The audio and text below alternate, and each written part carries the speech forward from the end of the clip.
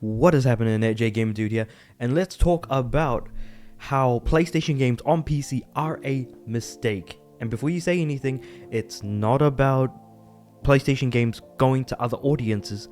No, it's actually to do with how Horizon Zero Dawn Complete Edition was delisted from Steam and Epic in favor of the Horizon Zero Dawn Remaster and the fact that it requires PlayStation Network login, or requires a PlayStation Network login, which means the decrease of sales and things like that. But before I get into the details, just wanted to say, hey, if you like my videos, like the video please, or subscribe to the channel. Doing both of those things really helps recommend my videos out to more people, sending good vibes over to YouTube to say, hey, the algorithm, I like this. People who might like similar stuff to me can also be recommended this video as well, so that would certainly be appreciated. I also do upload to Spotify, so I've got a link to that in the description below if you prefer listening on audio platforms. That being said, however, let's talk about Horizon Zero Dawn Remastered. So, first and foremost, as someone who plays primarily on PlayStation, I have never played Horizon Zero Dawn. I have never played Horizon 2. I have no interest in the Horizon series because the main character does not interest me in any way, shape, or form to play. Why? Because she seems like an incredibly boring person that's barely emoting, I guess, or doesn't really show much emotion. That being said, however, the robot dinosaur thing seems cool, but again, I just don't really have enough interest because I would much rather play a Monster Hunter game if I'm going to go that far. That being said, however, it's really being pushed at the moment. Lego Horizon, for example, is actually something that I'm very interested in because it feels a lot more colorful, fluffy, like it looks like a lot more fun to play than the original Horizon. So Lego Horizon, definitely going to be interested in that. But then we look at the PC platform, and we've seen a bunch of things PlayStation do on the PC side that obviously did rub people the wrong way. First and foremost, the PlayStation Network requirement, which ultimately made many PlayStation games that have released on the PC platform not have a lot of players. People do not want to make a PlayStation account in order to play a PlayStation game on PC. That is fundamentally true and is the case. PlayStation fails to understand this, so that's kind of why we are where we are with Helldivers 2. I'm pretty sure Concord also required a PlayStation account. God of War doesn't have that many players as well. Again, pretty much originally, the whole PlayStation Network account was optional, but was then made permanent after the attempt to put it in to Helldivers, after it was put back into Helldivers 2, considering that PlayStation Network was having some issues regarding account creation and the fact that PlayStation Network is only available on roughly around 69-ish countries. That being said, however, you're limiting the number of sales that you're making on the PC platform. But does PlayStation really care about PC? I think it's probably fair to say no. It's really just looking at the PlayStation side of things.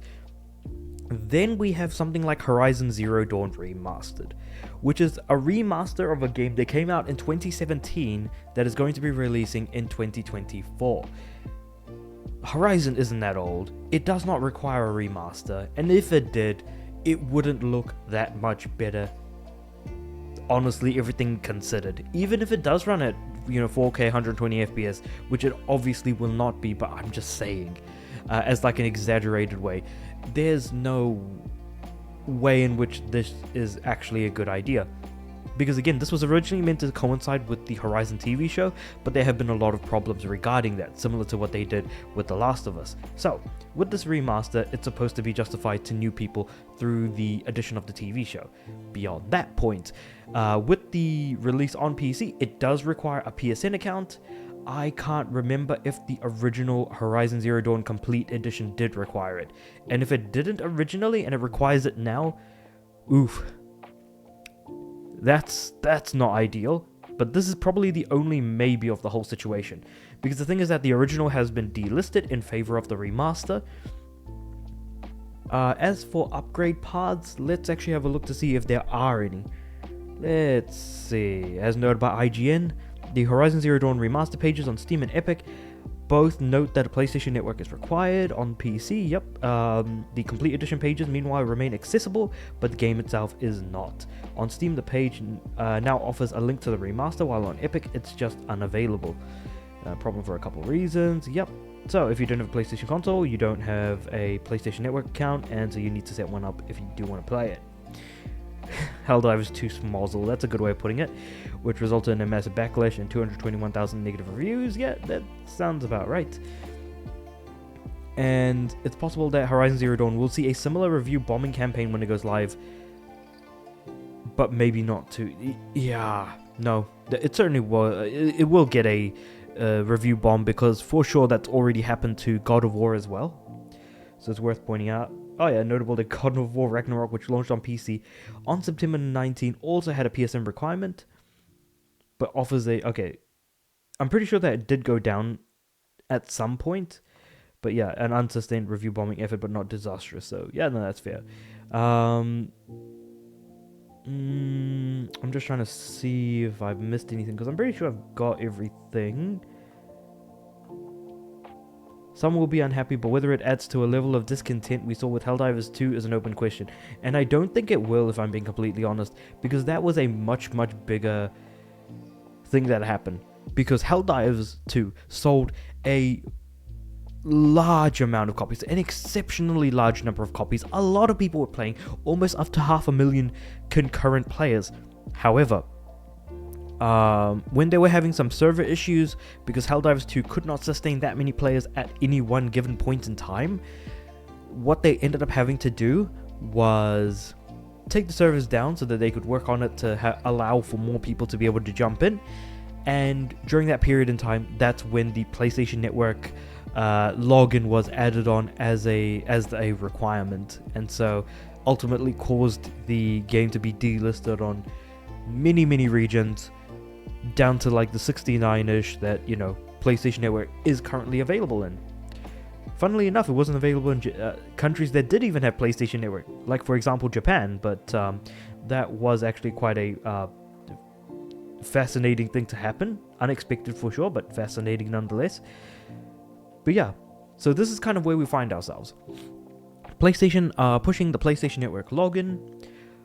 They're removing the older version of a title in favor of the newer one, and there is no mention on the PC Gamer article for an upgrade path should there be one available. So I think it's probably fair to say that Horizon Zero Dawn Remastered will cost the full 70 buckaroos.